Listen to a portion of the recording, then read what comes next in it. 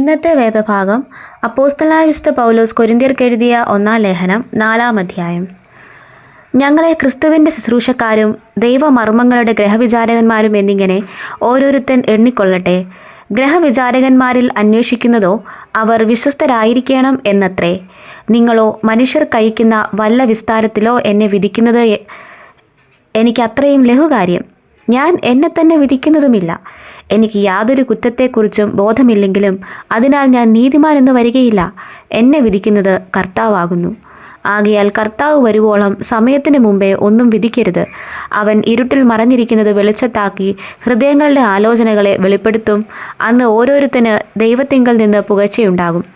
സഹോദരന്മാരെ, ഇത് ഞാൻ നിങ്ങൾ നിമിത്തം എന്നെയും അപ്പൊല്ലോസിനെയും ഉദ്ദേശിച്ച് പറഞ്ഞിരിക്കുന്നത്. എഴുതിയിരിക്കുന്നതിനപ്പുറം ഭാവിക്കാതിരിപ്പാൻ ഞങ്ങളുടെ ദൃഷ്ടാന്തം കണ്ടു പഠിക്കേണ്ടതിനും ആരും ഒരുത്തിന് അനുകൂലമായും മറ്റൊരുവന് പ്രതികൂലമായും ചീർത്തു പോകാതിരിക്കേണ്ടതിനും തന്നെ. നിന്നെ വിശേഷിപ്പിക്കുന്നത് ആര്? ലഭിച്ചതല്ലാതെ നിനക്കെന്തുള്ളൂ?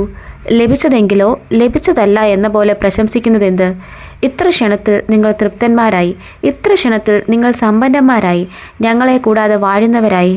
അയ്യോ, നിങ്ങളോടുകൂടെ ഞങ്ങളും വാഴേണ്ടതിന് നിങ്ങൾ വാഴുമെങ്കിൽ കൊള്ളായിരുന്നു. ഞങ്ങൾ ലോകത്തിന് ദൂതന്മാർക്കും മനുഷ്യർക്കും തന്നെ കൂത്തുകാഴ്ചയായി തീർന്നിരിക്കയാൽ ദൈവം അപ്പോസ്തലന്മാരായ ഞങ്ങളെ ഒടുക്കത്തവരായി മരണവിധിയിൽ ഉൾപ്പെട്ടവരെ പോലെ നിർത്തിയെന്ന് എനിക്ക് തോന്നുന്നു. ഞങ്ങൾ ക്രിസ്തു നിമിത്തം ഭോഷന്മാർ, നിങ്ങൾ ക്രിസ്തുവിൽ വിവേകികൾ. ഞങ്ങൾ ബലഹീനർ, നിങ്ങൾ ബലവാന്മാർ. നിങ്ങൾ മഹത്തുക്കൾ, ഞങ്ങൾ മാനഹീനർ അത്രേ. ഈ നാഴിക വരെ ഞങ്ങൾ വിശന്നും ദാഹിച്ചും ഉടുപ്പാനില്ലാതെയും കുത്തുകൊണ്ടും സ്ഥിരവാസം കൂടാതെയും ഇരിക്കുന്നു. സ്വന്തം കൈയാൽ വേല ചെയ്ത് അധ്വാനിക്കുന്നു. ശകാരം കേട്ടിട്ട് ആശീർവദിക്കുന്നു. ഉപദ്രവമേറ്റിട്ട് സഹിക്കുന്നു. ദൂഷണം കേട്ടിട്ട് നല്ല വാക്കു പറയുന്നു. ഞങ്ങൾ ലോകത്തിൻ്റെ ചവറുപോലെയും ഇന്നുവരെ സകലത്തിൻ്റെയും അഴുക്കായും തീർന്നിരിക്കുന്നു. നിങ്ങളെ നാണിപ്പിപ്പാനല്ല, എൻ്റെ പ്രിയമക്കളോടെന്ന പോലെ ബുദ്ധി പറഞ്ഞുകൊണ്ട് ഇത് എഴുതുന്നു. നിങ്ങൾക്ക് ക്രിസ്തുവിൽ 10,000 ഗുരുക്കന്മാരുണ്ടെങ്കിലും പിതാക്കന്മാർ ഏറെയില്ല.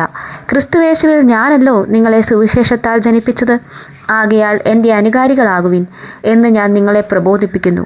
ഇത് നിമിത്തം കർത്താവിൽ വിശ്വസ്തനും എൻ്റെ പ്രിയ മകനുമായ തിമത്തിയോസിനെ നിങ്ങളുടെ അടുക്കൽ അയച്ചിരിക്കുന്നു. ഞാൻ എങ്ങും ഏത് സഭയിലും ഉപദേശിക്കുന്നത് പോലെ ക്രിസ്തുവിലുള്ള എൻ്റെ വഴികൾ അവൻ നിങ്ങളെ ഓർപ്പിക്കും. എങ്കിലും ഞാൻ നിങ്ങളുടെ അടുക്കൽ വരികയില്ല എന്ന് വെച്ച് ചിലർ ചീർത്തിരിക്കുന്നു. കർത്താവിന് ഇഷ്ടമെങ്കിൽ ഞാൻ വേഗം നിങ്ങളുടെ അടുക്കൽ വന്ന് ചീർത്തിരിക്കുന്നവരുടെ വാക്കല്ല, ശക്തി തന്നെ കണ്ടറിയും. ദൈവരാജ്യം വചനത്തിലല്ല, ശക്തിയിലത്രയാകുന്നു. നിങ്ങൾക്ക് ഏതു വേണം? ഞാൻ വടിയോടുകൂടെയോ സ്നേഹത്തിലും സൗമ്യാത്മാവിലുമോ നിങ്ങളുടെ അടുക്കൽ വരേണ്ടത്? ഈ വചനങ്ങളാൽ ദൈവം നമ്മെ ഏവരെയും അനുഗ്രഹിക്കുമാറാകട്ടെ.